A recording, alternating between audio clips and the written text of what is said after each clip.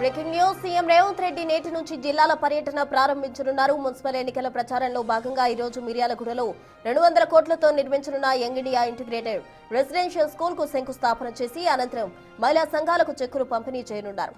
అలాగే గూడూరు సభలో పాల్గొంటారు సీఎం. ఫిబ్రవరి 9 వరకు చొప్పదండి, నిజామాబాద్, వికారాబాద్, భూపాలపల్లి, మెదక్ జిల్లాల్లో సీఎం సభలు కొనసాగనున్నాయి.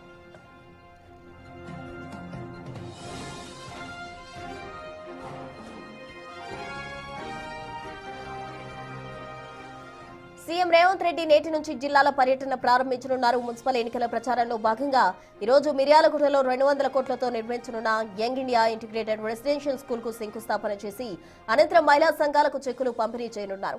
అలాగే గూడూరు సభలో పాల్గొంటారు సీఎం. ఫిబ్రవరి 9 వరకు చొప్పదండి, నిజామాబాద్, వికారాబాద్, భూపాలపల్లి, మెదక్ జిల్లాలో సీఎం సభలు కొనసాగనున్నాయి.